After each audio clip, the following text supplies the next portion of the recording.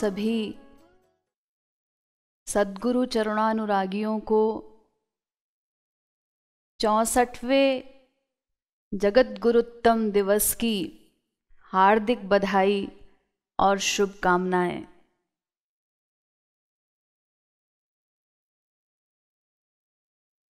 हमारे परम पूज्य गुरुवर जगत गुरु श्री कृपालु जी महाराज के समस्त अनुयायी तो इस परम पावन दिवस से परिचित ही हैं। सन 1957 14 जनवरी मकर संक्रांति के ही दिन अज्ञानांधकार में डूबे इस विश्व को अपने दिव्य ज्ञान के प्रकाश से आलोकित करने वाले दैदीप्यमान सूर्य के रूप में जगत गुरुत्तम श्री कृपालु जी महाराज प्राप्त हुए। यह ऐतिहासिक दिन वास्तव में एक आध्यात्मिक क्रांति का भी दिन था, जिस दिन जगत गुरुत्तम श्री कृपालु जी महाराज के रूप में एक ऐसे अद्वितीय जगत गुरुत्तम इस विश्व को प्राप्त हुए जिनका अवतरण इस कलिकाल में सनातन वैदिक धर्म के पुनरुद्धार के लिए ही हुआ।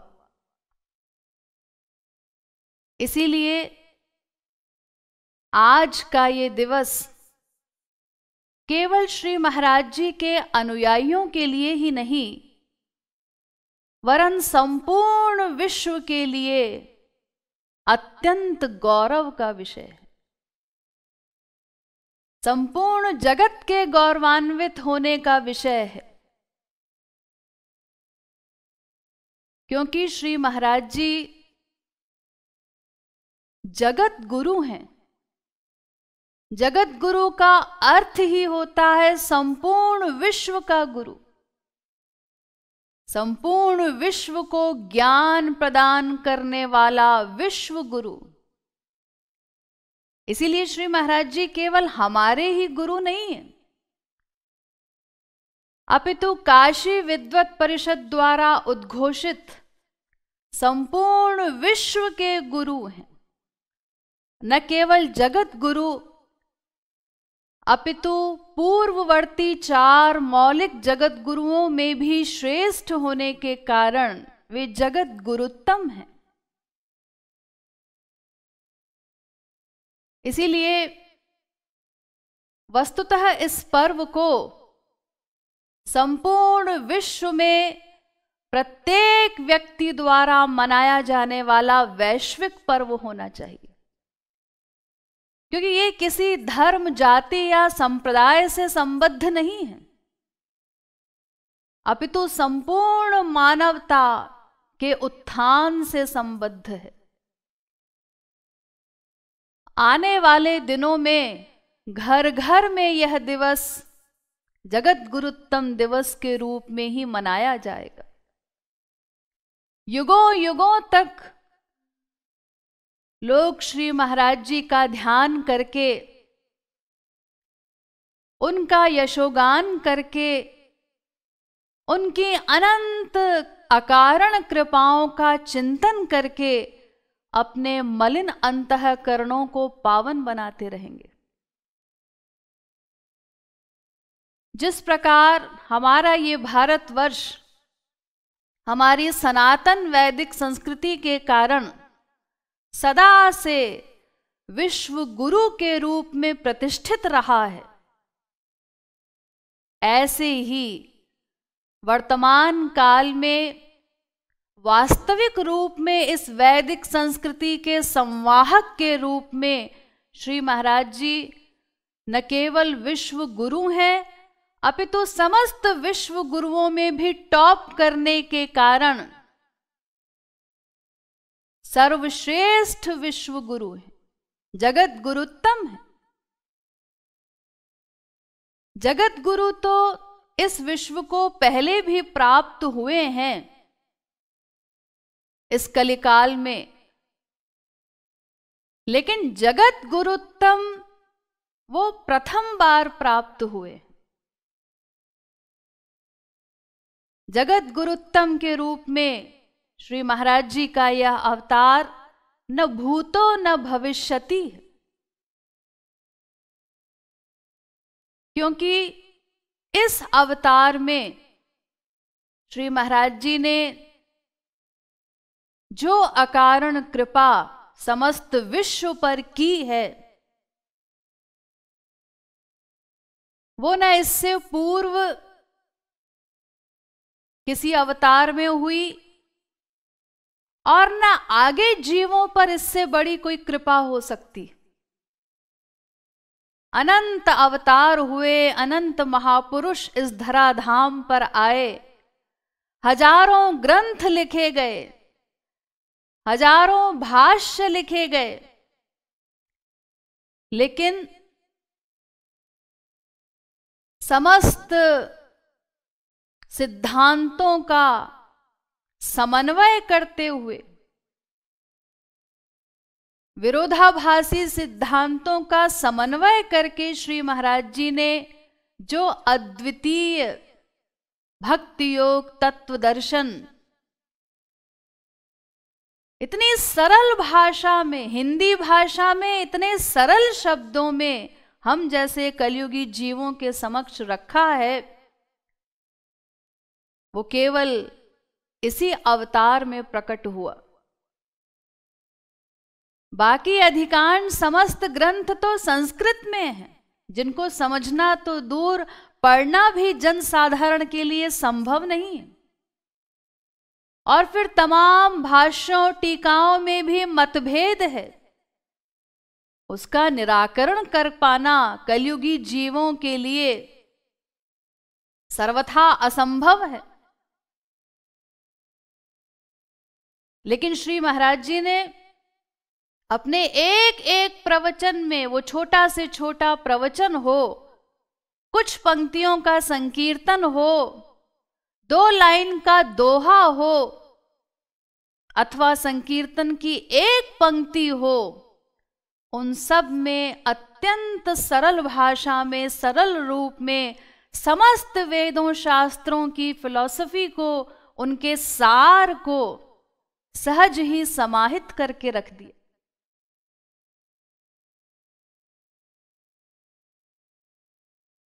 तो हमारे श्री महाराज जी काशी विद्वत परिषद द्वारा डिक्लेयर्ड श्रोत्रिय ब्रह्मनिष्ठ महापुरुष हैं। वर्तमान विश्व की सबसे बड़ी अथॉरिटी हैं, अंतिम अथॉरिटी हैं। इसीलिए कोई भी आंख मूंद करके श्री महाराज जी को मन से गुरु रूप में वर्ण करके उनके उपदेशों को अपने जीवन में क्रियान्वित करके सर्वोच्च परम चरम लक्ष्य की ओर अग्रसर हो सकता है। समस्त वेद शास्त्र जिनके समक्ष हाथ जोड़े खड़े रहते हैं, ज्ञान के ऐसे मूर्तिमान स्वरूप जगत गुरुत्तम श्री कृपालु जी महाराज के श्रोत्रिय होने में भला किसे संशय हो सकता है। देखिए, यहीं पर एक छोटी सी घटना, सत्य घटना मैं आपको बता रही हूं, जिससे आप अनुमान लगा सकेंगे कि श्री महाराज जी कौन हैं। श्री महाराज जी ने जब अपना प्रथम ग्रंथ लिखा प्रेम रस सिद्धांत, उस समय की ये दिव्य घटना है। उस समय श्री महाराज जी के बहुत थोड़े से सत्संगी थे, केवल संकीर्तन रस की वृष्टि उनके मध्य श्री महाराज जी करते थे। रात रात भर संकीर्तन हुआ करता था। उस समय लोग उन्हें एक रसिक संत के रूप में तो अनुभव करते थे, लेकिन श्री महाराज जी के अंदर कोई शास्त्रीय ज्ञान भी है, इससे वो अनभिज्ञ थे। क्योंकि तब तक श्री महाराज जी ने अपना कोई वेदों शास्त्रों का ज्ञान प्रकट नहीं किया था। तो एक बार श्री महाराज जी अपने एक सत्संगी महाबनी जी, जो श्री महाराज जी के बहुत पुराने सत्संगी थे, बहुत प्रिय भी, जिनका श्री महाराज जी के प्रति वात्सल्य भाव था, उनके यहां श्री महाराज जी ठहरे हुए थे, सत्संग होता था प्रतिदिन। तो एक दिन श्री महाराज जी अपने कमरे में थे अंदर अकेले ही, और उनके कमरे से कुछ आवाजें सुनाई देने लगी। तो गौर से जब सुना, लोगों ने बाहर से ऐसा प्रतीत हो रहा था जैसे बहुत सारे लोग अंदर हों, कोई मीटिंग हो रही हो, कोई कॉन्फ्रेंस चल रही हो, गंभीर आवाज में तमाम लोग बात कर रहे हैं। क्या बात हो रही है ये कुछ नहीं सुनाई पड़ रहा था। तो जब श्री महाराज जी अपने कमरे से बाहर आए तो महाबनी जी ने श्री महाराज जी से पूछा कि आज आपके कमरे में कौन आया था? आप तो कमरे में अकेले ही गए थे, उस समय कोई नहीं था, फिर आवाजें कैसी आ रही थी? तो श्री महाराज जी ने उस समय तो टाल दिया, लेकिन जब बहुत विशेष आग्रह प्रेम पूर्वक महाबनी जी ने बार बार किया, तब श्री महाराज जी ने उनसे कहा, महाबनी, वेद शास्त्र मूर्तिमान आए थे और वो सब मुझसे प्रार्थना कर रहे थे कि अब हमारे दिव्य ज्ञान को जगत में प्रकट करो वास्तविक रूप में। तो अब वो समय आ गया है कि मुझे वेदों शास्त्रों के वास्तविक ज्ञान को इस संसार में प्रकट करना होगा। और इसके कुछ दिन बाद ही श्री महाराज जी ने महाबनी जी से कहा, तुम्हारा जो ऊपर वाला कमरा है, मैं सवेरे उस कमरे में जाऊंगा और फिर रात में नीचे आऊंगा, तो वहां पर पानी की व्यवस्था कर दो और पेन पेपर इत्यादि वहां रखवा देना। तो उस समय श्री महाराज जी सवेरे उस कमरे में जाते थे, रात को नीचे आते थे, और कुछ ही दिनों में वहां उन्होंने अपना ये प्रथम ग्रंथ लिखा था, प्रेम रस सिद्धांत। छोटी सी ये पुस्तक, छोटा सा ग्रंथ है, लेकिन इसे आप गागर में सागर कह सकते। संपूर्ण वेदों शास्त्रों का सार इसमें समाहित है। और जिस समय ये ग्रंथ महाराज जी लिख रहे थे, उन दिनों में भी उनके कमरे से वैसी ही आवाजें आती थी, बाहर सुनाई पड़ती थी। यानी उस समय भी समस्त वेद शास्त्र मूर्तिमान उनके समक्ष प्रकट होकर जैसे लिखवा रहे हैं कि क्या लिखना है, ऐसा वो दिव्य ग्रंथ है। और इसी के कुछ समय पश्चात श्री महाराज जी ने सन 1955 में चित्रकूट में एक विशाल संत सम्मेलन का आयोजन किया, और वहां पर प्रथम बार अपने वेदों शास्त्रों के अथाह दिव्य ज्ञान को जनसाधारण के समक्ष प्रकट किया। उनके अलौकिक वक्तव्य सुनकर वहां जितने भी भारत के मूर्धन्य विद्वान सब आए हुए थे, वो सब नतमस्तक हो गए। और इसके अगले वर्ष ही सन 1956 में कानपुर में ऐसा ही एक विराट संत सम्मेलन आयोजित किया श्री महाराज जी ने। वहां पर भी उनका अलौकिक प्रवचन हुआ, और समस्त शास्त्रों वेदों के सार को जिस रूप में समन्वयात्मक रूप में उन्होंने प्रस्तुत किया, वहां उपस्थित विद्वत वर्ग भी अचंभित रह गया। सभी श्री महाराज जी के ज्ञान के आगे नतमस्तक थे। और इस सम्मेलन के पश्चात ही श्री महाराज जी को काशी विद्वत परिषद से काशी आने का निमंत्रण मिला। काशी विद्वत परिषद में भी श्री महाराज जी का संस्कृत में प्रवचन हुआ, और उनके अलौकिक वक्तव्यों को सुनकर उस काशी विद्वत परिषद के भी समस्त विद्वान श्री महाराज जी के इस अथाह ज्ञान के आगे नतमस्तक हो गए और तब सबने एक मत होकर के श्री महाराज जी को जगत गुरुत्तम की उपाधि से विभूषित किया।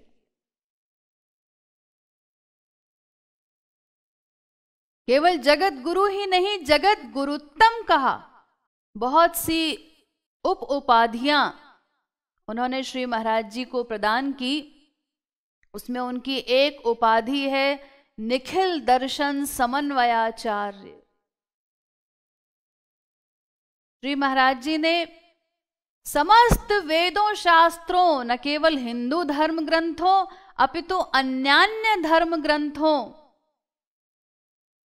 और पूर्ववर्ती जगत गुरुओं, साथ ही अन्यान्य तमाम आचार्यों के विरोधाभासी सिद्धांतों का समन्वय करते हुए अत्यंत सरल भाषा में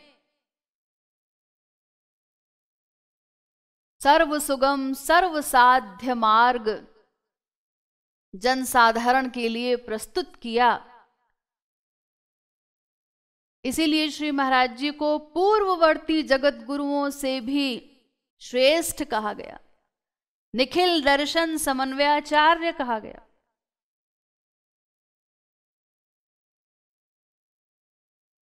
तो श्री महाराज जी वेदों शास्त्रों के मूर्तिमान स्वरूप है, जीवंत स्वरूप है।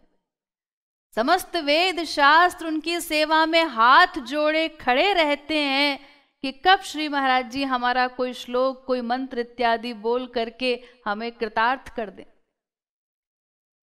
अपने प्रवचनों में वेद से लेके रामायण तक हर ग्रंथ से प्रमाण देते हुए श्री महाराज जी प्रमाणों की झड़ी सी लगा देते हैं और साथ ही वेद मंत्रों के श्लोकों के नंबर भी इतनी तेजी से कोट करते जाते हैं जितना तेजी से हम कोई लिखे हुए अंक भी नहीं पढ़ सकते।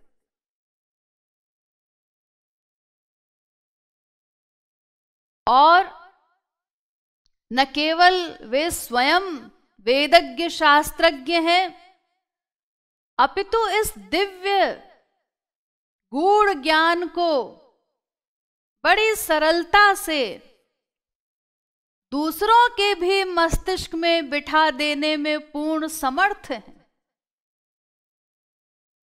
अत्यंत सहजता से सरल रूप में जीवों के हृदय में उस सिद्धांत को भर देने में भी समर्थ है। इसका भी एक छोटा सा एग्जाम्पल मैं आपको दे रही हूं।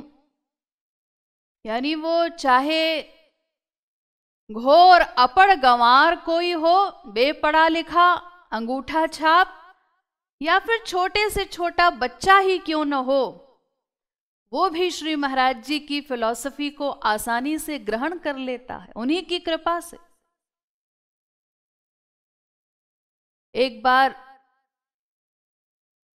श्री महाराज जी अपने निवास स्थान से बाहर आंगन में आए।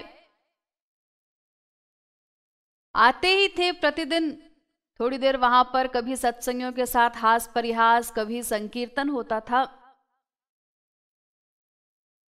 तो एक दिन श्री महाराज जी आए, संकीर्तन हो रहा था। महाराज जी ने देखा कि एक छोटा सा बच्चा 8-10 वर्ष का होगा, वो लेडीज साइड में बैठा हुआ था।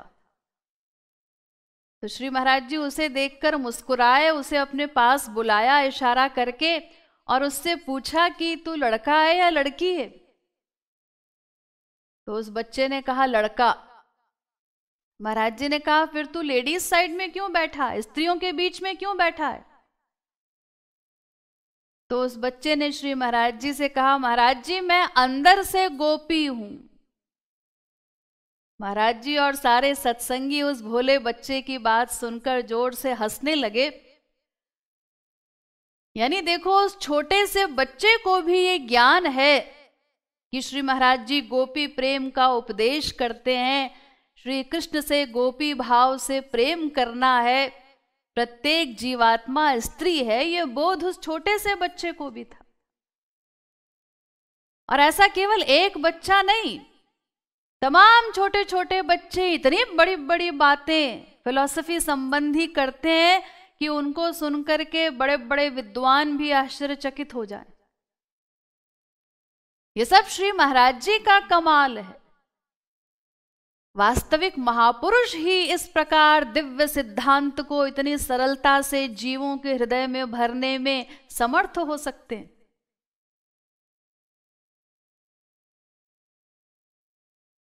तो इस प्रकार वे स्वयं तो वेदज्ञ शास्त्रज्ञ हैं ही, बड़ी सरलता से उस दिव्य ज्ञान को हम जैसे अज्ञानी जीवों के हृदय में भी भर देते। ऐसे अद्वितीय जगत गुरुत्तम जो निखिल दर्शन समन्वयाचार्य हैं, वेदों शास्त्रों के चल स्वरूप हैं,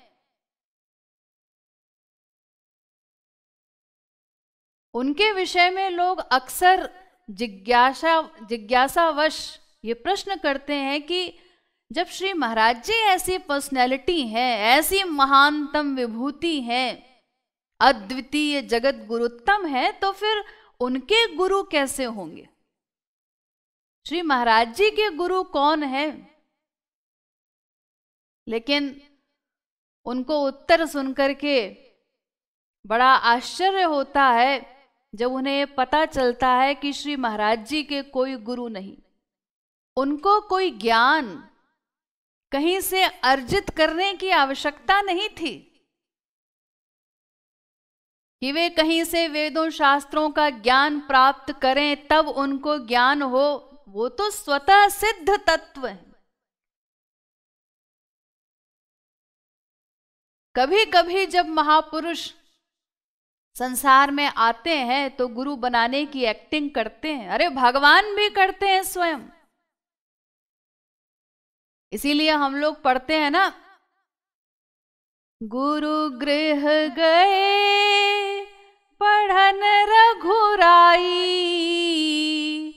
अल्पकाल विद्या सब पाई। भगवान राम भी पढ़ने गए थे, कृष्ण भी पढ़ने गए थे सांदीपनी मुनि के यहां। क्या पढ़ने गए थे? क ख ग घ, यही पढ़ने गए थे। हाँ, सोचिए स्लेट पट्टी लेकर कैसे लग रहे होंगे भगवान पढ़ने बैठे हैं। समस्त वेद शास्त्र जिनके समक्ष सर्वेंट बनकर हाथ जोड़े खड़े रहते हैं, वो भगवान क ख ग घ पढ़ रहा है। लेकिन भगवान ने भी आकर गुरु बनाया। तमाम महापुरुष सिद्ध अवतारी जो गोलोक से आते हैं वो भी गुरु बनाते हैं कई बार, और कई बार नहीं भी बनाते। ये उनकी इच्छा पर निर्भर करता है, उनके लिए कोई कानून नहीं है। वे तो स्वेच्छाचारी होते हैं। सुखदेव परमहंस जी ने भागवत में कहा, यत्पाद पंकज पराग निषेव तृप्ता, योग प्रभाव विधुताखिल कर्म बंधा, स्वैरम चरन्ति मुनयोऽपि न ह्यमाना, तस्येच्छया तव पुषः कुत एव बन्धः। महापुरुष स्वेच्छाचारी होते हैं। जब तक किसी जीव को भगवत प्राप्ति नहीं हुई तब तक उसके ऊपर वेद शास्त्र के कायदे कानून डंडा लागू होता है। वेद का ये करना है, ये नहीं करना है, ऐसा करना है। लेकिन एक बार जिसने भगवान को पा लिया तो फिर ब्रह्मविद श्रुति मूर्धनि, वो महापुरुष तो वेदों पर पैर रखकर चलता है, वेदों के सिर पर। उसके ऊपर कोई वेद का कायदा कानून लागू नहीं हो सकता कि उसके लिए गुरु बनाना कंपलसरी है। उसकी मौज में आई तो ठीक है, हम कायदे कानून का पालन करेंगे, कर्म धर्म का भी पालन करेंगे। ध्रुव, प्रहलाद, अम्बरीश इत्यादि सबने राज्य किया, बड़े बड़े संतों ने, और मौज में आई तो नहीं करेंगे कुछ। उनके मौज में आई तो हम संसार वालों के साथ रहकर प्रचार करेंगे, अपमान भी सहेंगे, सब कुछ करेंगे। और अगर मौज में आई तो फिर भाड़ में जाओ तुम सब लोग, हमें तुमसे कोई मतलब नहीं, हम अपना एकांत में शामा शाम का भजन करेंगे।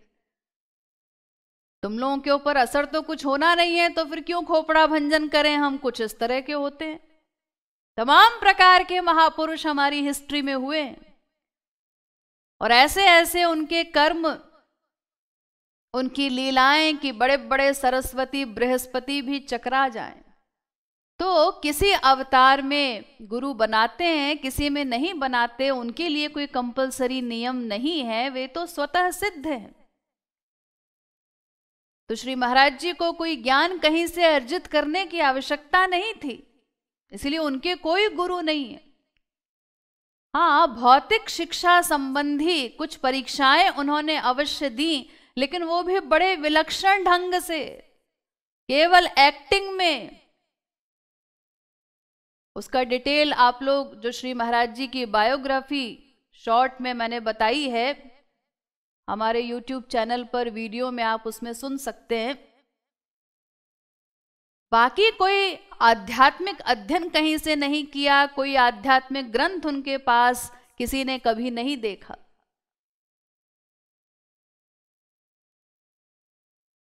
तो ऐसे निखिल दर्शन समन्वयाचार्य जगत गुरुत्तम के विषय में श्रोत्रिय होने का संशय भला किसको हो सकता है। और इसी प्रकार उनका ब्रह्मनिष्ठ होना भी जग जाहिर है। श्री महाराज जी की हृदय को द्रवीभूत कर देने वाली दिव्योन्माद की अवस्था के भी प्रत्यक्ष दर्शन बड़भागी जीवों ने किए। जैसे वो ज्ञान के मूर्तिमान स्वरूप हैं, ऐसे ही दिव्य भगवदीय प्रेम के भी मूर्तिमान स्वरूप हैं। गौरांग महाप्रभु के पश्चात केवल श्री महाराज जी में ही ऐसे अलौकिक दिव्य भावों का प्रादुर्भाव जन साधारण के समक्ष हुआ है, जिसका वाणी में वर्णन संभव नहीं है। जगत गुरु बनने से पूर्व ही श्री महाराज जी की ऐसी अवस्था ईश्वरीय प्रेम में देख करके ही लोग उनसे जुड़ते चले गए। वो सदा ईश्वरीय प्रेम के नशे में बेसुध से रहते थे, उन्मत्त से बने रहते थे, सदा उस प्रेम वारुणी का पान करके छके से रहते थे। इसीलिए उनकी ऐसी दिव्य प्रेममयी छवि के दर्शन करके पाषाण हृदय व्यक्ति भी पसीज जाते थे, सहज ही भगवत चरणानुरागी बन जाते थे। श्री महाराज जी स्वयं तो सदा उस दिव्य प्रेम रस सिंधु में डूबे ही रहते थे। उनकी आंखों से निरंतर प्रेम जल बरसता रहता था, साथ ही अन्य सानिध्य में आए भक्तों को भी वो भर भर प्याले पिलाते रहते थे, इसी दिव्य रस का पान कराते थे। इसीलिए तो श्री महाराज जी के संबंध में एक बड़ा सुंदर पंजाबी भजन है, उसकी पंक्तियां हम लोग अक्सर गाते हैं। मेरे सतगुरु, मेरे सतगुरु पीरां दे पीर, जिन्हाने प्रेम रस दिता जी, मेरे सद्गुरु पीरां दे पीर, जिन्हाने प्रेम रस दिता जी। पत्थर दिलां विच प्रेम जगाया जी, राधे नाम रस सबनों पिलाया जी। पत्थर दिलां विच प्रेम जगाया जी, राधे नाम रस सबनों पिलाया जी। बहे अखां विच हाँ, बहे अखां विच प्रेम दा नीर, जिन्हां ने प्रेम रस दिता जी। बहे अखां विच प्रेम दा नीर, जिन्हां ने प्रेम रस दिता जी।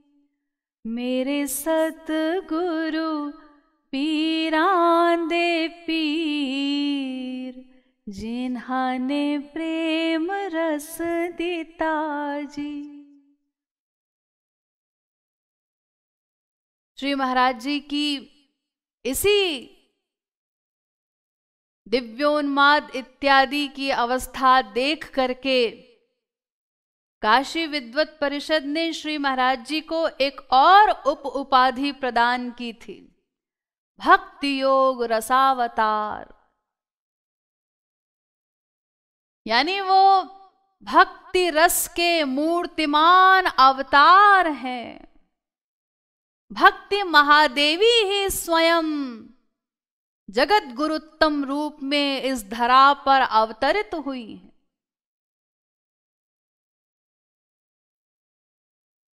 तो उनके ब्रह्मनिष्ठ होने में फिर भी किसी जीव को संशय हो तो वो अभागा है, उसके विषय में और क्या कहा जा सकता है। श्री महाराज जी न केवल काशी विद्वत परिषद द्वारा उद्घोषित श्रोत्रिय ब्रह्मनिष्ठ महापुरुष हैं, क्योंकि देखिए ये दोनों चीजें हमारे शास्त्रों में एक सद्गुरु में होना आवश्यक बताई गई है।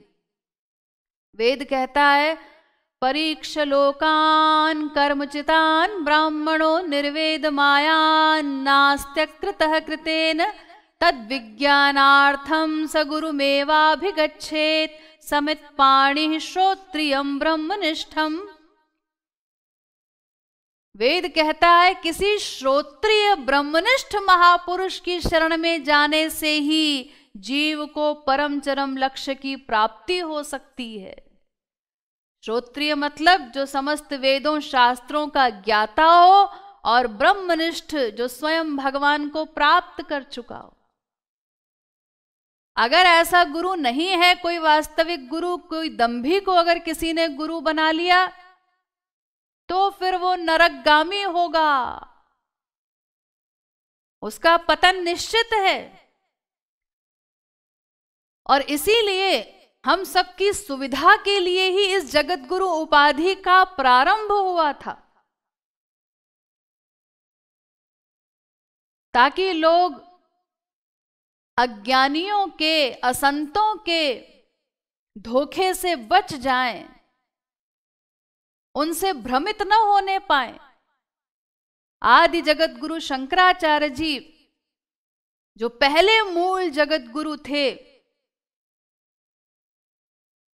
भगवान शंकर के अंशावतार, उन्हीं के समय से इस जगत गुरु की उपाधि का प्रारंभ हुआ, संसार में फैले हुए दंभ को समाप्त करने के लिए।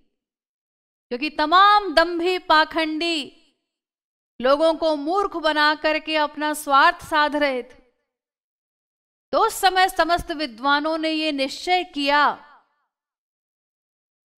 कि हम ऐसे किसी विद्वान को जगत गुरु घोषित करें जो वेदज्ञ भी हो, शास्त्रज्ञ भी हो, ब्रह्मनिष्ठ भी हो।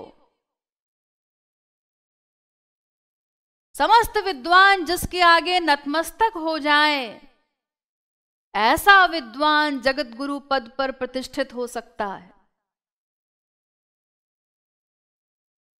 तो वहां से ये जगत गुरु उपाधि प्रारंभ हुई, ताकि हमारे जगत गुरु घोषित कर देने के बाद फिर आंख मूंद करके जन साधारण उस महापुरुष के पास जाकर उससे लाभ ले सके। अन्यथा किसी व्यक्ति के पास इतना समय कहां है, किसी गृहस्थी के पास कि 24 घंटे वो घूमता रहे चारों ओर, किसी महापुरुष को ढूंढता रहे, और फिर किसी महापुरुष को पहचानेगा कैसे। इसीलिए हम सबकी सुविधा के लिए, हमारे कल्याण के लिए ही जगत गुरु उपाधि का प्रारंभ हुआ।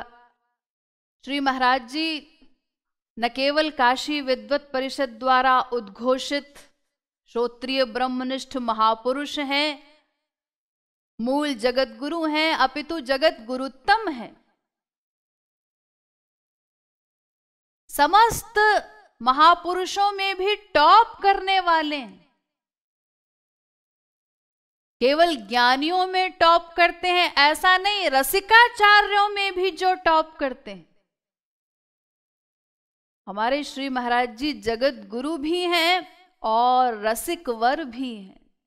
इसीलिए देखिए, हम श्री महाराज जी की जो आरती करते हैं उसमें सबसे प्रथम पंक्तियां यही गाते हैं आरती में, जयति जगद गुरु गुरुवर की, गाओ मिल आरती रसिक वर की, गाओ गाओ मिल आरती रसिक वर की। समस्त पूर्ववर्ती जगत गुरुओं में भी श्रेष्ठ हैं, यानी ज्ञानियों में भी टॉप करने वाले, जगत गुरुओं में टॉप करने वाले, और रसिकवर हैं, रसिकों में भी श्रेष्ठ हैं। क्योंकि श्री महाराज जी ने श्री श्यामा श्याम की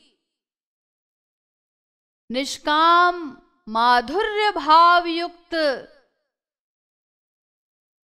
साधना भक्ति सामूहिक रूप से प्रथम बार करवाई। हम जैसे कलयुगी जीवों को भी गोपी प्रेम का पाठ पढ़ाकर श्री कृष्ण की निष्काम माधुर्य भक्ति का धुआंधार प्रचार श्री महाराज जी ने सर्वत्र किया।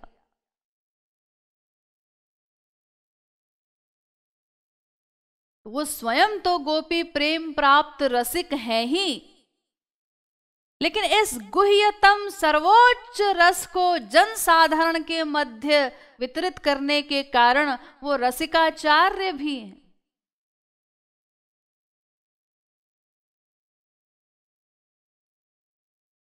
तो वो जगत गुरु भी हैं, रसिकवर भी हैं। हम सभी अपने हृदय पर हाथ रखकर गंभीरता पूर्वक सोचें कि ऐसी पर्सनैलिटी,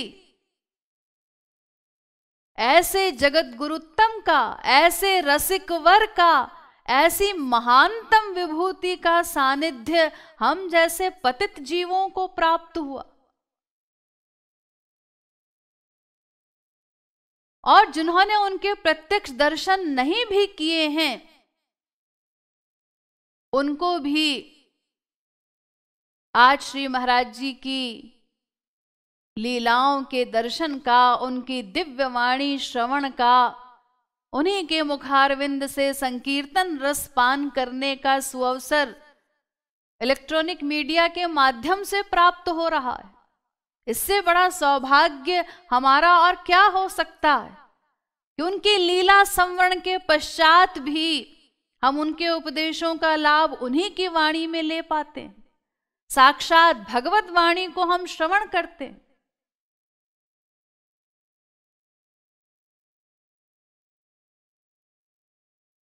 अगर हमें आध्यात्मिक जगत की सर्वोच्च कक्षा तक पहुंचना है तो उसके लिए हमें किसी सर्वोच्च रसिक महापुरुष की ही शरण में जाना होगा और उसके द्वारा निर्दिष्ट साधना भक्ति करनी होगी।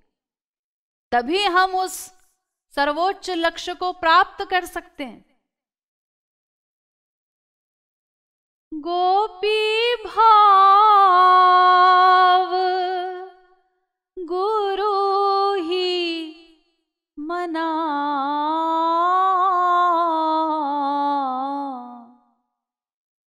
शरण ग्रहण करना। श्री महाराज जी के ही संकीर्तनों में हम लोग गाते हैं, गोपी प्रेम प्राप्त रसिक महापुरुष की ही शरण में जाना है अगर हमें आध्यात्मिक जगत का सर्वोच्च रस प्राप्त करना है। और फिर श्री महाराज जी जैसे रसिक वर्ज से प्राप्त हो जाएं, उसके सौभाग्य की सराहना शब्दों में नहीं हो सकती। श्री महाराज जी का हमें गुरु रूप में प्राप्त होना, ये केवल उनकी अकारण कृपा का ही परिणाम है, हमारे किसी पुण्य प्रताप का ये परिणाम नहीं हो सकता। श्री महाराज जी ने राधा गोविंद गीत में कहा, पुण्य पुंज हरि कृपा गोविंद राधे, संत मिले सत्संग बिगड़ी बना दे। पुण्य पुंज और हरि कृपा, इन दोनों के मिलन से संत मिलन होता है। हमारे पुण्य प्रताप से प्लस भगवत कृपा से किसी संत का मिलन होता है, और उस संत मिलन से जब हम उसका निरंतर संग करते हैं, उसकी शरणागति करते हैं, तो अनादिकालीन बिगड़ी बात हमारी बन जाती। सत्संग बिगड़ी बना दे।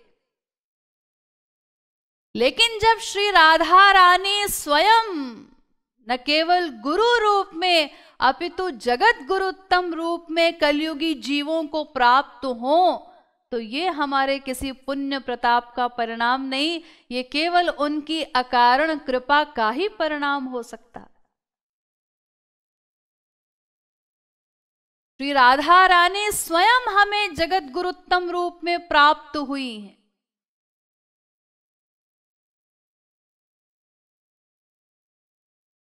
तो श्री महाराज जी का महत्व हमको समझना है। उनकी अकारण कृपा तो हुई, इतना बड़ा सौभाग्य हमें प्राप्त हुआ, लेकिन उनसे हम लाभ कितना लेते हैं ये हम पर निर्भर करता है, हमारी पात्रता पर निर्भर करता है। भर्तृहरि जी ने कहा, संतप्तायसि संस्थितस्य पयसो नामापि न श्रूयते, मुक्ताकारस्तया तदेव नलिनी पत्रस्थितं राजते,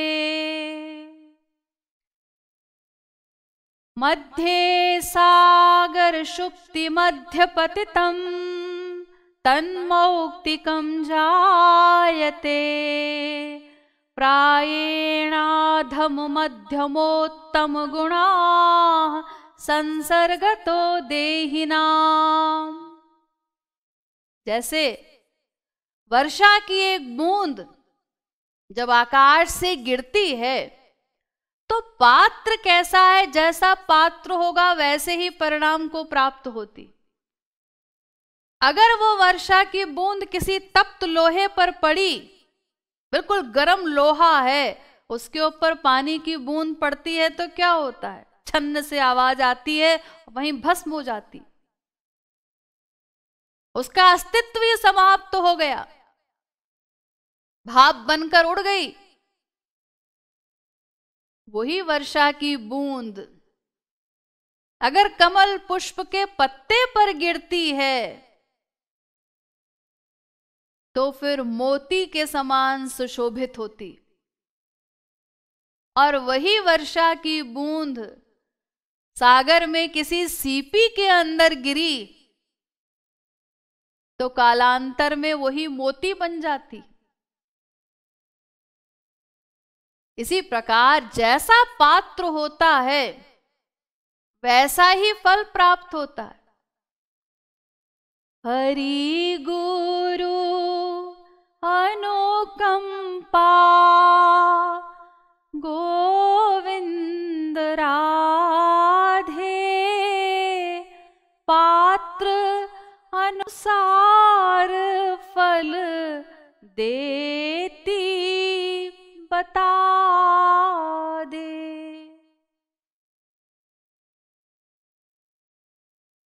राधा गोविंद गीत। जैसे वो वर्षा की बूंद, उसमें तो कोई अंतर नहीं था, ऊपर से एक जैसी गिर रही है, लेकिन अलग अलग पात्र हैं तो अलग अलग परिणाम को प्राप्त हुई। ऐसे ही हरि गुरु की अनुकंपा एक जैसी सभी पर बरसती है, लेकिन जैसा पात्र होगा उसी के अनुसार फल प्राप्त होगा। तो ऐसे ही जगत गुरुत्तम के प्रवचन, उनके उपदेश वो संपूर्ण विश्व के लिए हैं, एक समान सबके लिए प्रसारित हो रहे हैं दिन रात।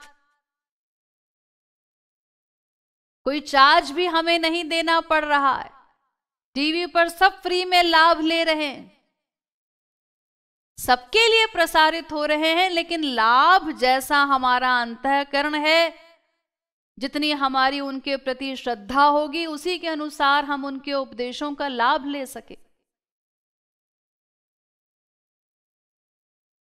चींटी मुख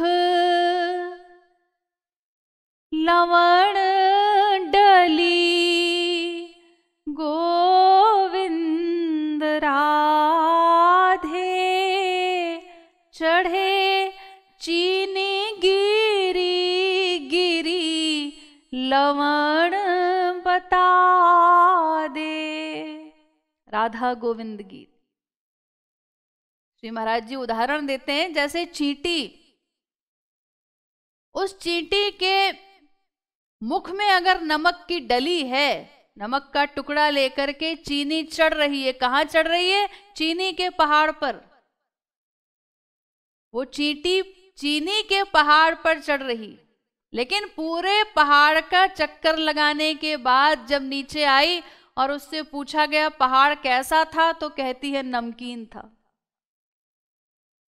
क्यों? अरे पहाड़ तो चीनी का है, लेकिन उसे नमकीन लग रहा है क्योंकि उसके मुख में नमक की डली है, इसीलिए उसको सर्वत्र नमकीन ही अनुभव हो रहा है। ऐसे ही पीलिया का रोग दृग गोविंद राधे, श्वेत वस्तुओं को पीला दिखा दे। पीलिया का रोग जिसकी आंखों में हो तो उसे सफेद वस्तु भी दिखाई जाए तो सफेद वस्तु को भी वो पीला ही देखता है, क्योंकि उसके नेत्र में रोग है, वो पीलिया का रोगी है। ऐसे ही हम लोग भव रोगी हैं, माया का रोग लगा हुआ है। इसीलिए हमारे सामने चाहे कोई पर्सनैलिटी आ जाए, भगवान स्वयं अवतार लेकर के आए, जगत गुरु आए, जगत गुरुत्तम आए, लेकिन हम अपनी बुद्धि के अहंकार में सबको रिजेक्ट कर देते हैं। दुराग्रही पापी जीव गोविंद राधे, बड़े बड़े जगत गुरुओं को हरा दे। राधा गोविंद गीत। बड़े बड़े जगत गुरुओं को हरा देता है ये दुराग्रही पापी जीव।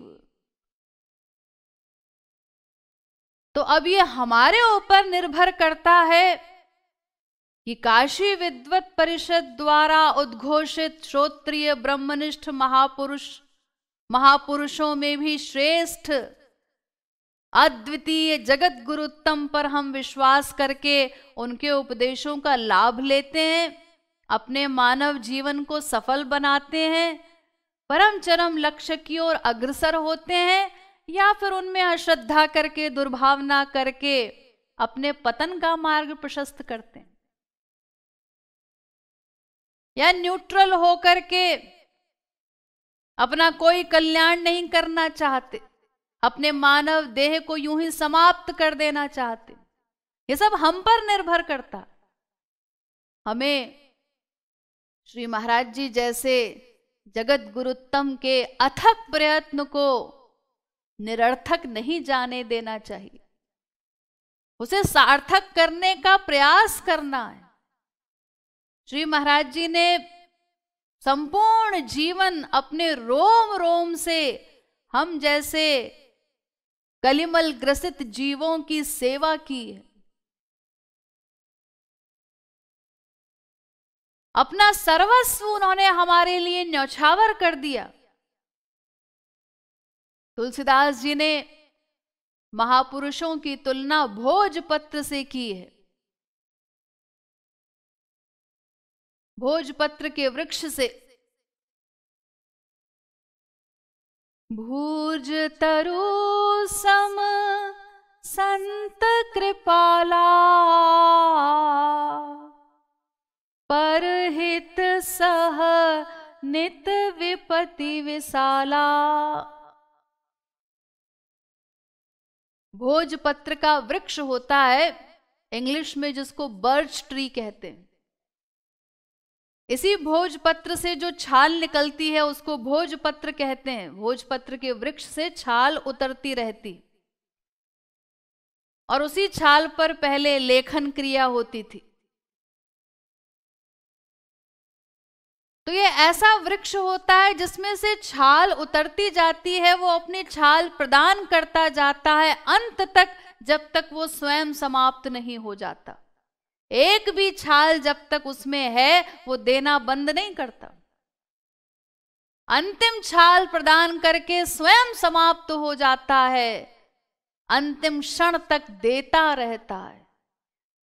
ऐसे ही संत होते हैं, महापुरुष होते हैं, जो जीव कल्याण के लिए अपना सर्वस्व लुटा देते हैं।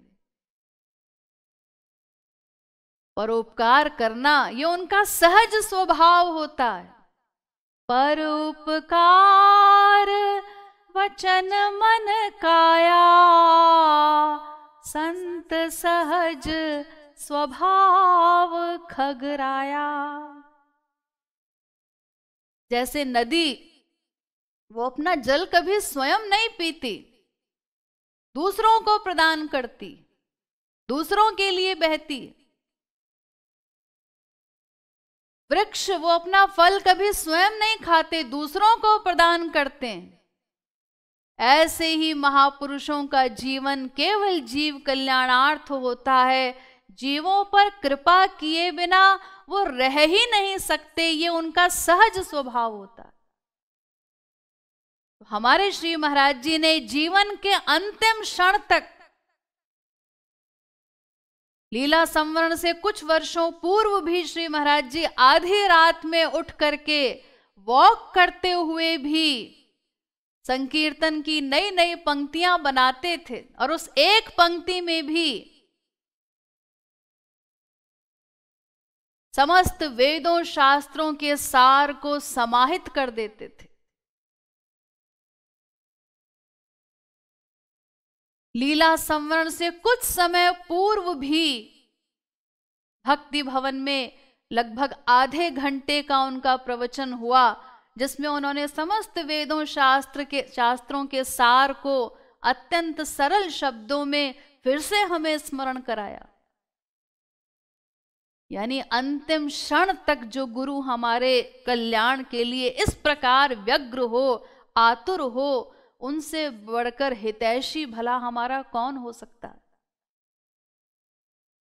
प्रेम सम साध्य नहीं गोविंद राधे, सद्गुरु समना हितैषी बता दे। राधा गोविंद गीत। दिव्य ईश्वरीय प्रेम के समान कोई साध्य नहीं हो सकता और सद्गुरु के समान हमारा कोई हितैषी नहीं हो सकता। इसीलिए हरि गुरु से ही हमें अपने प्रेम को निरंतर बढ़ाना है, क्योंकि यही हमारे इस नश्वर जीवन का सार है। इसके अतिरिक्त बाकी सब निरर्थक है, असार है।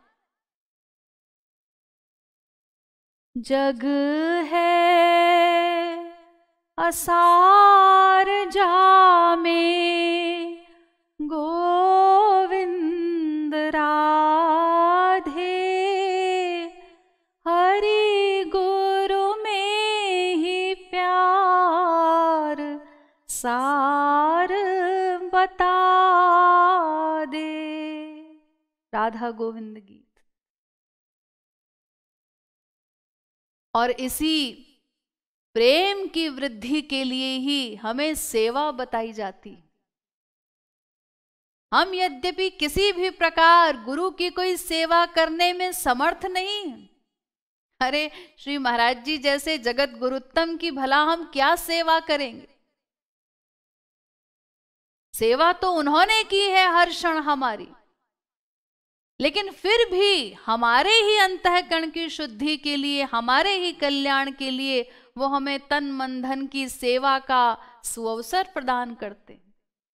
इसीलिए किसी भी प्रकार की सेवा करके कभी ये अहंकार नहीं होना चाहिए कि हमने उनके लिए कुछ किया, बल्कि सदैव उनका आभार मानना चाहिए कि उनकी कृपा से हमें ये सेवा प्राप्त हो रही है हमारे कल्याण के लिए। गुरु ही ऋण ते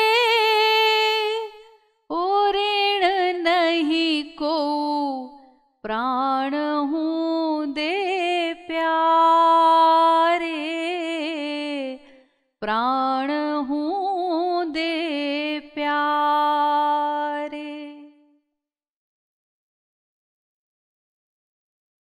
उनकी जो कृपा हमें मिलती है वो दिव्य है, अमूल्य है। किसी भी सेवा के द्वारा हम उनके उस अमूल्य ज्ञान का, प्रेम का, उनकी अमूल्य कृपा का मोल नहीं चुका सकते, सदा उनके ऋणी ही रहेंगे।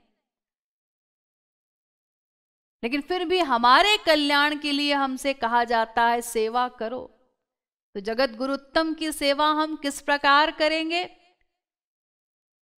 एक तो श्री महाराज जी के दिव्य वचनों को बार बार बार बार बार बार समाहित चित्त होकर सुनना, श्रवण करना। वो साक्षात भगवत वाणी है श्री महाराज जी के मुखारविंद से जो अलौकिक ज्ञान हमें प्राप्त हो रहा है, उसको हम गंभीरता से एकाग्र चित्त होकर सुने, बार बार सुने और मनन करें सुनने के बाद, और फिर अधिक से अधिक अपने जीवन में उसे क्रियान्वित करने का प्रयास करें। ये सबसे बड़ी सेवा है। वो हमारे कल्याण के लिए आए हैं। इतना प्रयत्न उन्होंने किया कि इस फिलॉसफी को हम समझें और अपने कल्याण के मार्ग पर अग्रसर हों। तो बार बार उस वाणी का श्रवण, मनन, प्रैक्टिकल क्रियान्वयन और प्लस दूसरों तक भी इस फिलॉसफी को पहुंचाना। प्रचार की सेवा को श्री महाराज जी सबसे बड़ी सेवा कहते हैं। अरे यही तो उनका एम है, अधिक से अधिक जीव भगवान तक पहुंचे, हरि गुरु से प्रेम करें। तो हम स्वयं भी करें प्लस दूसरों को भी उस मार्ग पर चलाने का प्रयास करें, श्री महाराज जी की फिलॉसफी को प्रचारित प्रसारित करें जोर शोर से। इस सेवा से श्री महाराज जी प्रसन्न होते हैं। उनका विशेष कमीशन मिलता है हमको कि देखो ये स्वयं तो चल ही रहा है इस पथ पर और दूसरे जीवों को भी हरि गुरु की ओर लाने का प्रयास कर रहा है। क्योंकि आज नास्तिकता से पीड़ित मानवता को सबसे अधिक आवश्यकता श्री महाराज जी द्वारा प्रकटित भक्ति योग तत्व दर्शन की ही है। विश्व शांति इत्यादि जो भी लक्ष्य है वर्तमान में, वो सब इसी फिलॉसफी को हृदयंगम करने से हल हो सकते हैं, और कोई उपाय नहीं है। इसीलिए देखिए श्री महाराज जी के एक भक्त ने उनकी स्तुति करते हुए कहा, गुरु मोर कृपालु सुनाम के, गुरु मोर कृपालु सुनाम के। यानी कृपालु, अकारण कृपा करने वाले। कृपालु ये सुमधुर नामधारी गुरुदेव ही मेरे प्राण प्रिय गुरुवर हैं।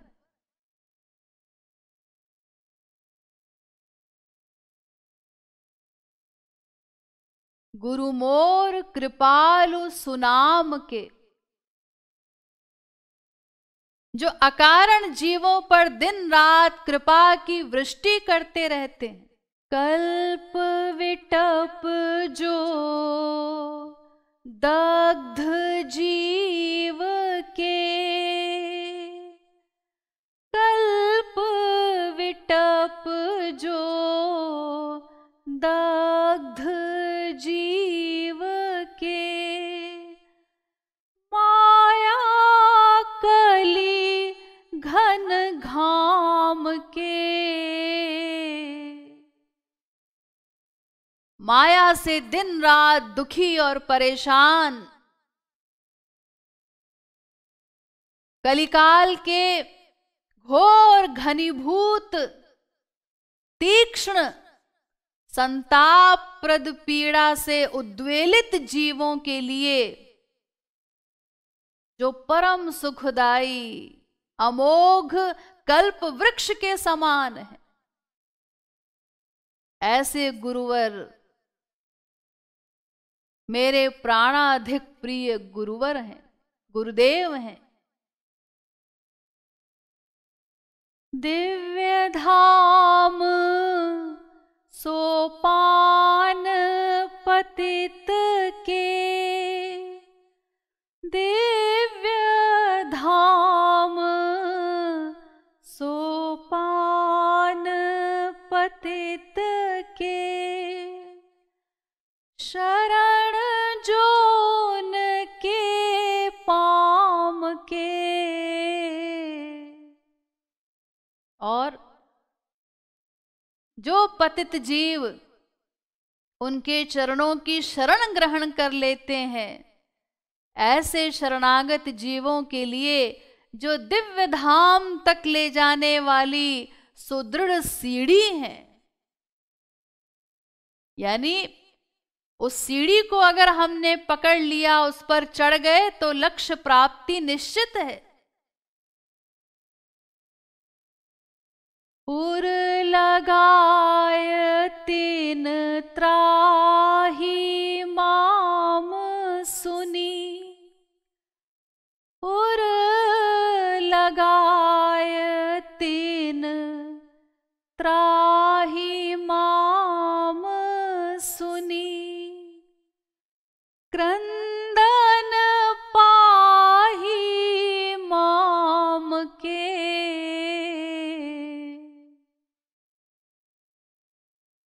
स्वयं जात बिक हाथ दीन के, स्वयं जात बिक हाथ दीन के, बदले एक प्रणाम के। जो जीव आर्त होकर के त्राहिमाम पाहिमाम कहकर उनकी शरण में आ जाते हैं, उनके आर्तनाद को, उनकी करुण पुकार को श्री गुरुदेव सुन नहीं पाते और अत्यंत व्यग्र होकर के न केवल उन्हें अपने हृदय से लगा लेते हैं, बल्कि सदा सदा के लिए उनके हाथों बिक जाते हैं, स्वयं को ही उन्हें समर्पित कर देते हैं।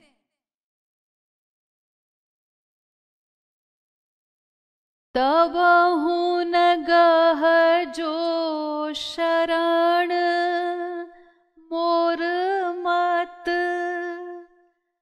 तबहु न गह जो शरण मोर मत, हत भागी विधि बाम के,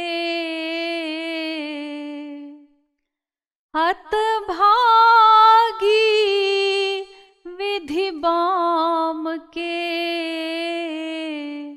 गुरु मोर कृपालु सुनाम के, गुरु मोर कृपालु सुनाम के। तबहु न शरण,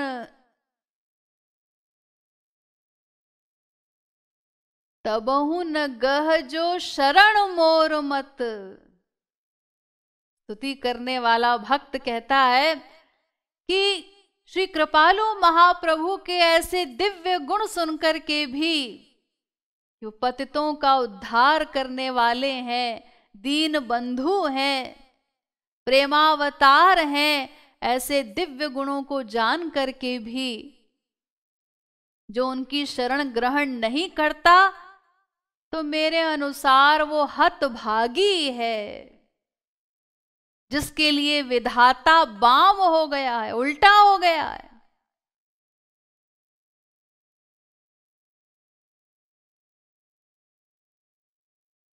यानी श्री महाराज जी काशी विद्वत परिषद द्वारा उद्घोषित अद्वितीय जगत गुरुत्तम है। आप जहां कहीं भी हैं वहीं से मन से श्री महाराज जी को गुरु रूप में वर्ण करके उनके सिद्धांतों का लाभ लेते हुए सर्वोच्च लक्ष्य प्राप्ति की ओर अग्रसर हो सकते हैं।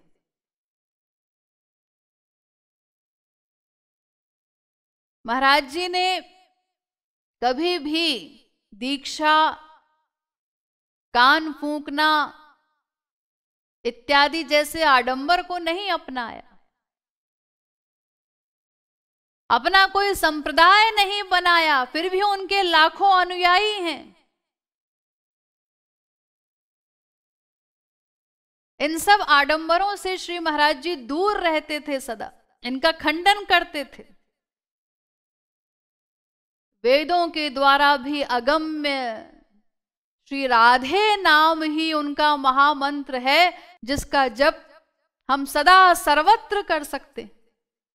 श्वास श्वास से रूप ध्यान पूर्वक उसका जप करना है। तो कहीं भी बैठे हैं आप, श्री महाराज जी आपके पास हैं। वो सनातन गुरु हैं, उनके जो सिद्धांत हैं वो सनातन हैं, सार्वभौमिक हैं, अकाट्य हैं। उनका लाभ लेते हुए हमें इस भगवत पथ पर आगे बढ़ना है। अगर सर्वोच्च महापुरुष को हमने गुरु रूप में वर्ण कर लिया, गोपी प्रेम प्राप्त रसिक को, श्री महाराज जी जैसे जगत गुरुत्तम को, तो फिर सर्वोच्च लक्ष्य की प्राप्ति निश्चित है, उसमें फिर कोई डाउट नहीं। गुरु पद सेवा करो गोविंद राधे, गुरु पद सेवा प्रेम मेवा दिला दे। राधा गोविंद गीत। अगर हम किसी सद्गुरु, वास्तविक गुरु की शरण ग्रहण करके उनकी सेवा करते हैं, तो फिर हमारी वो सेवा निष्फल नहीं हो सकती, दिव्य प्रेम रूपी फल अवश्य प्राप्त होगा। सत्य श्रद्धा सत्य सद्गुरु, सत्य फल मिल प्यारे, सत्य फल मिल प्यारे। श्री महाराज जी जैसे जगत गुरुत्तम हो और उनके प्रति हमारी सत्य श्रद्धा हो जाए, उनकी वाणी पर विश्वास करके हम उनके द्वारा निर्दिष्ट साधना करें, तो फिर सर्वोच्च लक्ष्य की प्राप्ति में कोई डाउट नहीं, वो अवश्य होगी। श्री महाराज जी के विषय में ब्रज के तमाम संतों ने बड़े सुंदर भावोद्गार व्यक्त किए हैं। श्री महाराज जी कौन हैं? मैं उनके कुछ भावोद्गार, कुछ अंश आप लोगों को उन्हीं के शब्दों में पढ़कर सुना रही हूं। प्राण गोपालाचार्य जी जो संस्कृत महाविद्यालय वृंदावन के प्राचार्य हैं, उन्होंने पद्यात्मक रूप में श्री महाराज जी की स्तुति की। संस्कृत के कुछ पद हैं, उनका अनुवाद भी उन्होंने किया है। श्री कृपालुर्महाराजो यथा नाम तथा गुणः, सिंचति जगति में ताम स्वकृपामृतवारिणा। यानी श्री कृपालु महाराज का जैसा नाम है वैसे ही उनके गुण हैं। वे इस पृथ्वी पर निवास करने वाले भक्तों को अपनी कृपा के अमृत जल से सींचकर महान बना देते। आगे कहते हैं, कृष्ण भक्ति रतो धीरो वृंदावन निवासकृत, कीर्तयति हरिं प्रीत्या श्री चैतन्य इवापरः। कृष्ण भक्ति में आप सदा डूबे रहते हैं, श्रीधाम वृंदावन में निवास करते हैं, प्रेम पूर्वक भगवान श्री हरि का कीर्तन करते हुए श्री चैतन्य महाप्रभु के द्वितीय अवतार प्रतीत होते हैं। पालकस्ताप तप्तानाम दुख दावानलादिह, प्रादुर्भूतो महाभागो वैष्णवानां सदा प्रिय। दुख रूपी दावानल से संतप्त प्राणियों के पालन करने वाले के रूप में आपका प्रादुर्भाव हुआ है। आप बड़े भाग्यशील हैं, वैष्णवों के आप सदा ही प्रिय हैं। जीवोंशो ब्रह्मणः साक्षात् मायावश्यो भ्रमत्यतः मुक्तो भूत्वा ब्रह्म भावं लभते स्योपदेशतः। जीव ब्रह्म का अंश है, माया के वशीभूत होकर इस संसार में भटक रहा है। आपके उपदेश से उसे ब्रह्म भाव की प्राप्ति हो जाती है और वह संसार से मुक्त हो जाता है। आगे कहते हैं,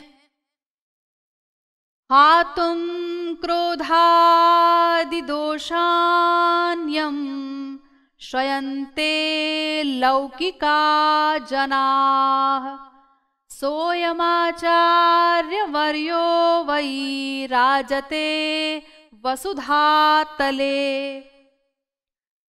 यानी काम क्रोध इत्यादि दोषों से छुटकारा प्राप्त करने के लिए संसार भर के सब मनुष्य श्री कृपालु महाराज की शरण ग्रहण करते हैं। आप श्रेष्ठ आचार्य के रूप में पृथ्वी पर प्रकाशमान हैं। जयति देशिकेन्द्रो यो वादिनो वाग्विशेषतः कृपावतारमीशस्य तं वदन्ति विपश्चितः। श्री कृपालु जी महाराज अपनी वाणी के वैभव से प्रतिवादियों को परास्त करने वाले आचार्य हैं। विद्वान इन्हें भगवान की कृपा का ही अवतार मानते हैं। कोविदः सर्वशास्त्रेषु दक्षः परार्थ साधने रतो वैष्णव मार्गे यः समहात्मा सुदुर्लभः। समस्त शास्त्रों के ज्ञाता परोपकार कुशल वैष्णव महात्मा अत्यंत दुर्लभ होते हैं। आप उनमें से एक हैं। सुशीलः सुंदरो वाग्मी शांतो दान्तो दयानिधि प्रेष्ठः सर्वस्य लोकस्य श्री कृपालुर्जगद्गुरुः। जगद्गुरु श्री कृपालु जी महाराज सबके प्रिय हैं, बड़े ही सुशील हैं, सुंदर हैं, वाणी के धनी हैं, शांत स्वभाव हैं, इंद्रियों को वश में रखने वाले हैं, दया के भंडार हैं। भक्ति योग रसस्नातो भावाविष्टो जगद्गुरु सेवते राधिका कृष्णौ मूर्ति रूप धर स्वयं। ये स्तुति उन्होंने मनगढ़ में भक्ति मंदिर के उद्घाटन के अवसर पर की थी। तो इसीलिए वो लिखते हैं इस श्लोक में, इस मंदिर में स्वयं महाराज जी मूर्तिमान रूप में, यानी भक्ति मंदिर में स्वयं महाराज जी मूर्तिमान रूप में भक्ति योग के आनंद में डूबकर भावावेश से भरे हुए भगवान श्री राधा कृष्ण की सेवा करते हैं। स्वामी श्री कन्हैया लाल जी रासाचार्य वृंदावन, उन्होंने कहा, श्री महाराज जी के विषय में तो कहाँ तक कहा जाए, जो भी कहा जाएगा वो कम ही होगा, क्योंकि वो वर्णातीत हैं। आज से करीब 59 वर्ष पूर्व सन 1955 में चित्रकूट धाम में श्री महाराज जी ने अखिल भारतीय संत सम्मेलन आयोजित किया था। उस सम्मेलन में मैं भी रास बिहारी के परिकर के रूप में आमंत्रित था। चित्रकूट धाम में ही पहुंचकर मैंने पहली बार श्री महाराज जी के दर्शन प्राप्त किए थे। उनके दिव्य अलौकिक भावमय व्यक्तित्व से मैं बहुत प्रभावित हुआ। उनकी प्रिया प्रियतम के प्रति प्रेममयी महाभाव अवस्था बड़ी ही अनूठी और विचित्र थी, जिसका वर्णन मैं अपनी वाणी से नहीं कर सकता। उनके अंदर अष्ट सात्विक भावों के उद्रेक को देखकर मुझे ऐसा अनुभव हुआ कि ये तो साक्षात अवतारी महापुरुष हैं। ये तो साक्षात गोलोक धाम से पृथ्वी पर पारमार्थिक कल्याण के लिए ही पधारे हैं। उनके दिव्य प्रवचनों से मैं बराबर प्रभावित होता रहा हूं। हम सब श्री महाराज जी के श्री चरणों में प्रिया प्रियतम की कृपा की याचना करते हैं। उनकी कृपा से हमारा सहज में ही कल्याण हो जाएगा और वृंदावन की दिव्य रज का आस्वादन मिल जाएगा।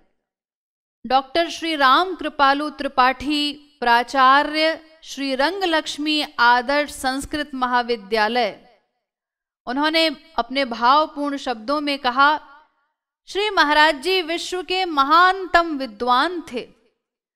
श्रुति स्मृति दोनों के ही धर्म का इतना सुंदर समन्वय इस संसार में महाराज श्री के अतिरिक्त दूसरा आज तक कोई नहीं कर सका।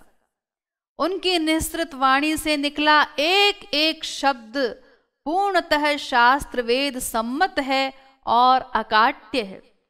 श्री महाराज जी ने श्री राधा कृष्ण की सगुण साकार भक्ति का निरूपण इतने सरल सहज भाव में किया है कि आज सारा विश्व धन्य हो गया और आगे आने वाली पीढ़ी भी उनकी मधुर भक्ति का आस्वादन करती रहेगी।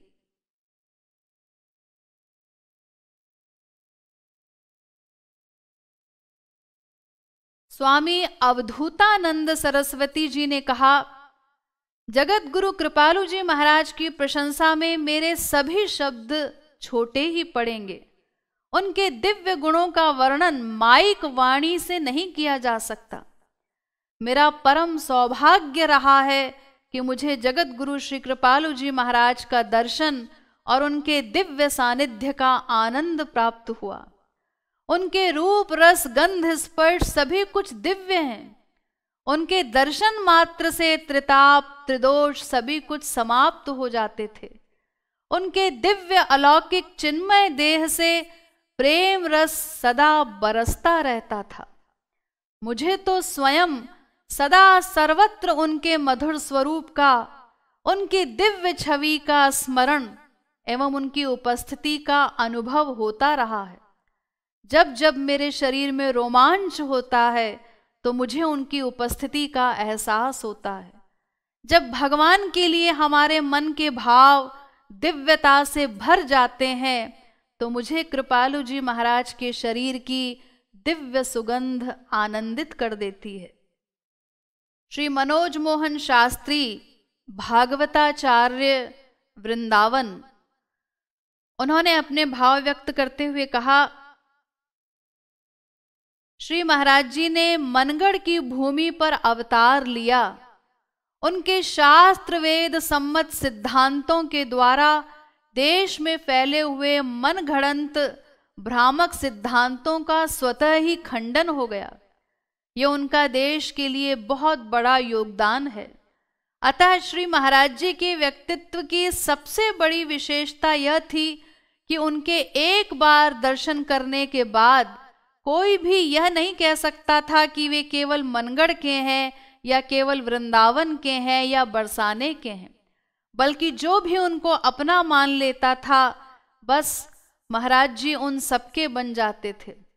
महाराज जी जिससे भी मिलते उससे ऐसे मिलते जैसे उसका उनसे अनेक जन्मों का संबंध रहा हो। ये मेरा अपना स्वयं का अनुभव है। मुझे श्री महाराज जी का विशेष अपनापन और लाड़ प्राप्त हुआ है।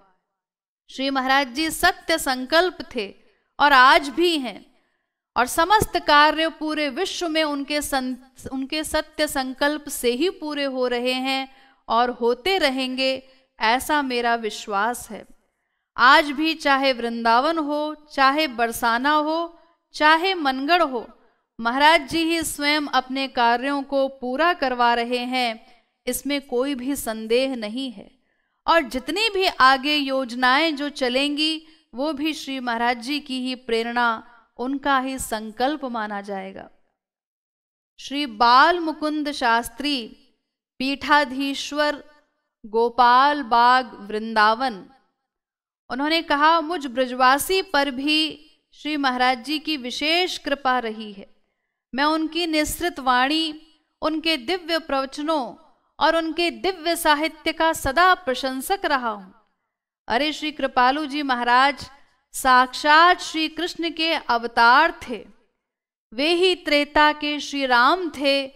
वे ही द्वापर में कन्हैया बनकर आए और कन्हैया के अधूरे कार्यों को पूरा करने के लिए कन्हैया के आदेश से ही वे कलयुग में कृपालु बनकर आए और अपनी अकारण कृपा से उन्होंने हम सबको मालामाल कर दिया। इसलिए उनके दर्शन, उनकी लीलाएं, उनकी वाणी, उनका सत्संग सब कुछ दिव्य है, अलौकिक है। उनके पारमार्थिक एवं जन कल्याण संबंधी सभी कार्य प्रशंसनीय और वंदनीय हैं। मुंगेर आश्रम के विद्वान संत श्री साधु महाराज ने कहा, मैं परम सौभाग्यशाली हूं कि मुझे आज से 50 वर्ष पूर्व सर्वप्रथम बरसाना धाम में श्री महाराज जी के दर्शन प्राप्त हुए। उस समय मेरी आयु मात्र 18 वर्ष की थी। उनके दर्शन और उनके सानिध्य मात्र से ही उस समय मुझे राधा रानी की कृपा प्राप्त हो गई। उस दिन बरसाना धाम में श्री राधा रानी का जन्मोत्सव मनाया जा रहा था और वहीं मुझे श्री महाराज जी के अलौकिक महाभाव रूप के दर्शन हुए। उनके अंदर अष्ट सात्विक भावों को देखा और उनका श्री राधा रानी के प्रेम में दिव्य भावावेश अवस्था में अलौकिक नृत्य देखा। हरि हरि बोल की ध्वनि पर श्री महाराज जी का नृत्य मन को मोहने वाला था। उसी दिन से मैं संसार को छोड़कर भगवत पथ का अनुगामी बन गया।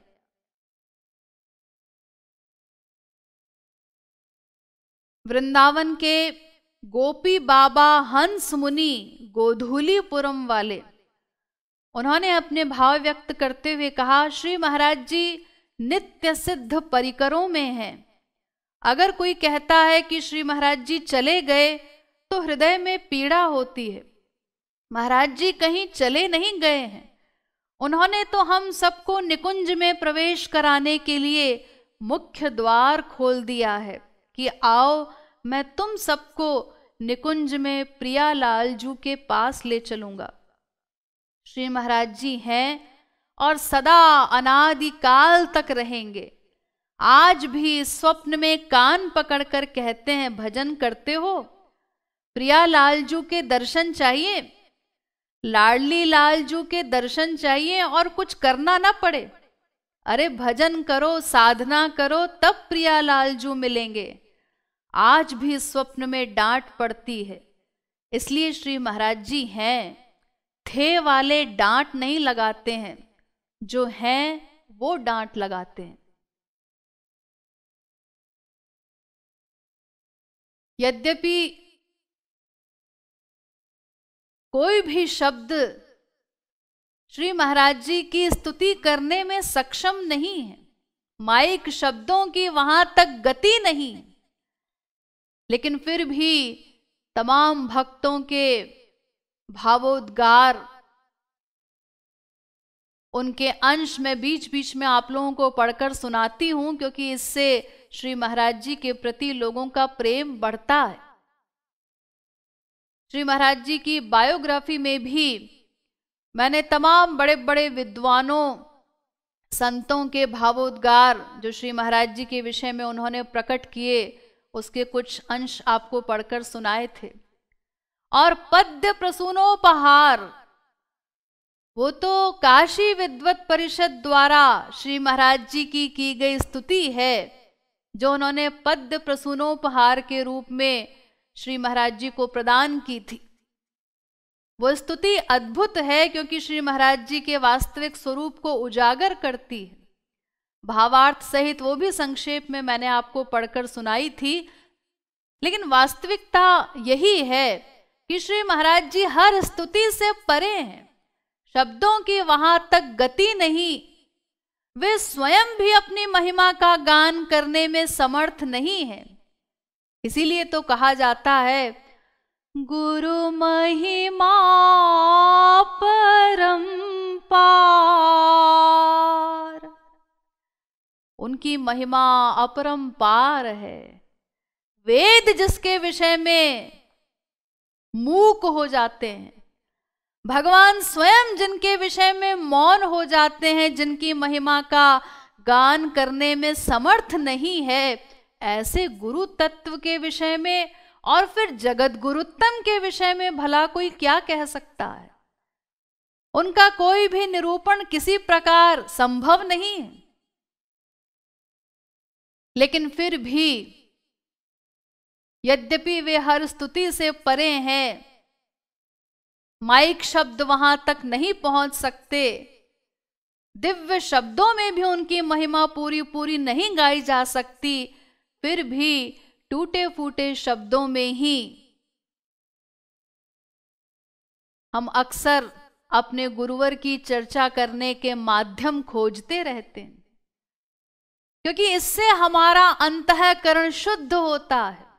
उनके परम पावन चरित्रों को सुनकर भले ही वो टूटे फूटे शब्दों में गाए जाएं, लेकिन उनके दिव्य चरित्र को श्रवण करके हमारा मलिन अंतःकरण पावन होता है। इसीलिए हम किसी न किसी प्रकार अपने सद्गुरु की चर्चा करते हैं। अब मैं श्री महाराज जी द्वारा रचित प्रेम रस मदिरा की सद्गुरु माधुरी का एक पद गुरु वंदना के रूप में आपको सुनाना चाहती हूं। इस पद में श्री महाराज जी अपने गुरुवर पर बलिहार जा रहे हैं, उनकी जय जयकार करते हुए। तो आप लोगों को अभी मैंने बताया कि श्री महाराज जी के तो कोई गुरु थे नहीं, तो इसमें जो वर्णन है, ये सब संकीर्तन तो उन्होंने हमारे कल्याण के लिए बनाए। तो इस पद में सद्गुरु माधुरी के पदों में भी इनडायरेक्टली उन्होंने अपना ही वर्णन किया है, क्योंकि उनके तो कोई गुरु नहीं थे।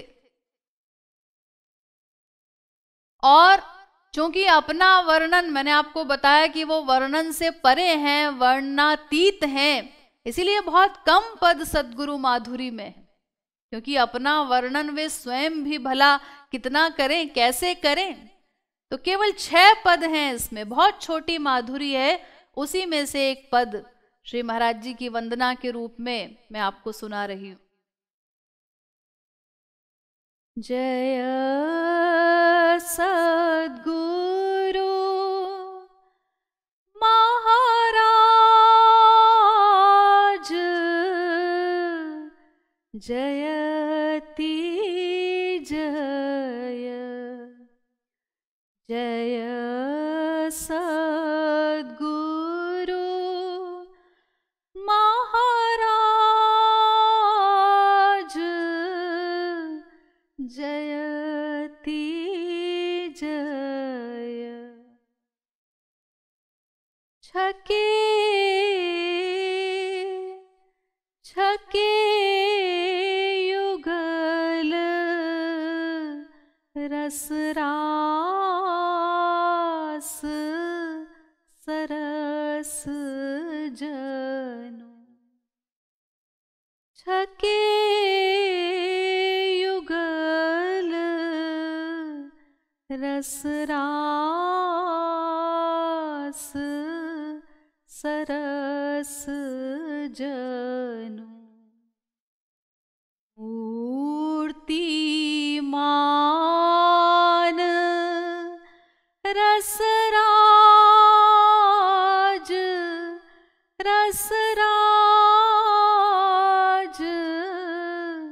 जयति जय। छके युगल रस रास सरस जनु, श्री श्यामा श्याम के अत्यंत सरस दिव्य प्रेम रस सिंधु में सदा छके रहने से जो सदा छके रहते हैं, निमग्न रहते हैं, उसमें डूबे रहते हैं, इसीलिए मानो मूर्तिमान रसराज हैं। बिनु कारण करुणा कर जाकर, बिनु कारण करुणा कर जाकर, अस स्वभाव भल भ्राज जयति जय। बिनु कारण करुणा कर जाकर, जिनका स्वभाव कैसा है, वे बिना किसी कारण के ही कृपा करने वाले हैं, अकारण करुणा वरुणालय हैं। ऐसे अकारण करुणा वरुणालय गुरुदेव की सदा जय हो, सदा जय हो। बरबसपति तन देत प्रेम रस, बरबसपति तन देत प्रेम रस, अस रसिकन सरताज सरताज जयति जय। डूबत आपू डुबावत जन कहाँ, डूबत डूबत आपू डुबावत जन कहाँ, प्रेम सिंधु ब्रजराज जयति जय। जो बरबस ही बरबस पतितन देत प्रेम रस, श्री श्यामा श्याम का दिव्य प्रेम रस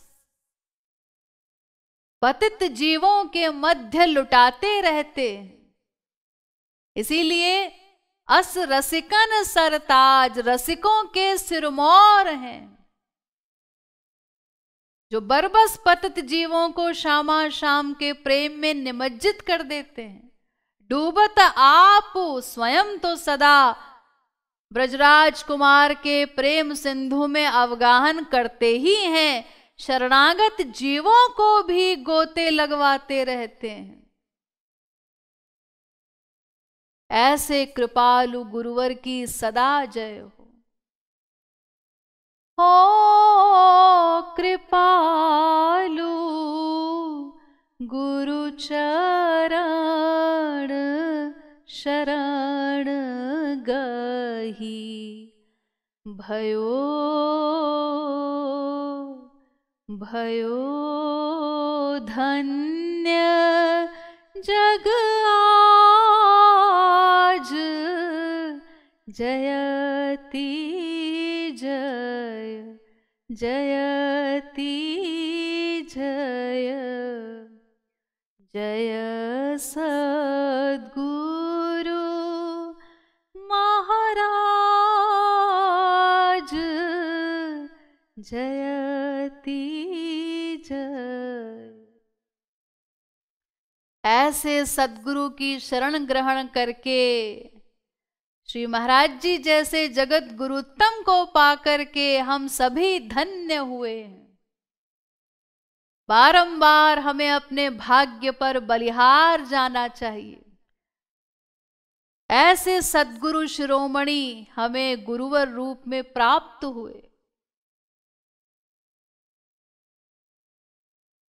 तो अंत में एक बार फिर से मैं स्पष्ट कर रही हूं, श्री महाराज जी जगत गुरु काशी विद्वत परिषद द्वारा उद्घोषित जगत गुरुत्तम है। श्रोत्रिय ब्रह्मनिष्ठ महापुरुषों में भी सिरमौर हैं। इसीलिए आंख मूंद करके सभी उनका लाभ ले सकते हैं। वो केवल हमारे गुरु नहीं हैं, विश्व गुरु हैं। विश्व गुरुओं में भी टॉप करते हैं। किसी एक धर्म जाति संप्रदाय के लिए नहीं है उनके उपदेश, संपूर्ण मानवता के लिए। श्री महाराज जी ने मोक्ष पर्यंत की कामनाओं से रहित, ज्ञान कर्मादि आवरणों से अनावृत, अनुकूल माधुर्य भाव से श्री कृष्ण की निष्काम भक्ति को ही जीवों का परम चरम लक्ष्य बताया।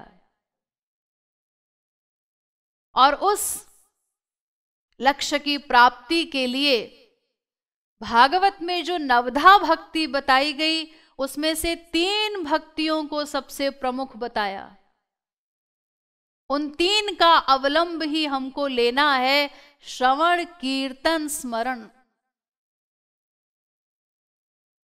श्री कृष्ण स्मरणं मनसा वचसा सरस कीर्तनम श्रोत्रेण श्रवणं नित्यं त्रिधा भक्तिर्गरीयसी त्रिधा भक्तिर्गरीयसी।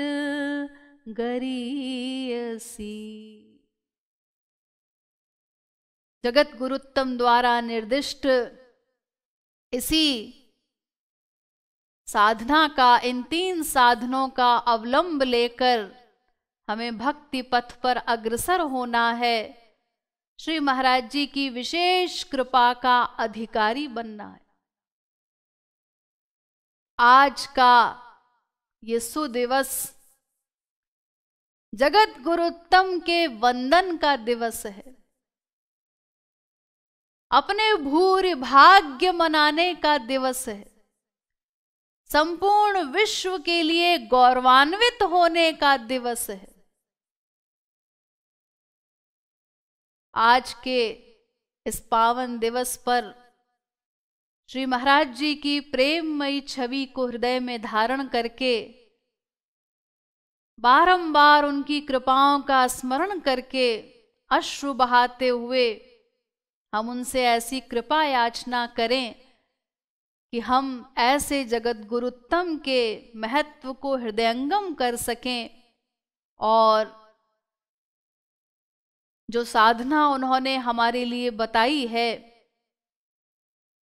वो साधना करके उनकी विशेष कृपा के अधिकारी बन सकें। ये कृपा याचना भी बारंबार अश्रु बहाते हुए हमें उन्हीं के चरणों में करनी। तो आज इस पावन दिवस पर समस्त विश्व की ओर से श्रीमद् पदवाक्य प्रमाण पारावारीण वेद मार्ग प्रतिष्ठापनाचार्य निखिल दर्शन समन्वयाचार्य सनातन वैदिक धर्म प्रतिष्ठापन सत्संप्रदाय परमाचार्य भक्ति योग रसावतार भगवदनंत श्री विभूषित जगत गुरु 1008 स्वामी श्री कृपालु जी महाराज के कली पावन युगल गौरपाद पद्मों में बारंबार नमन, कोटि कोटि नमन। कोटि कोटि नमन।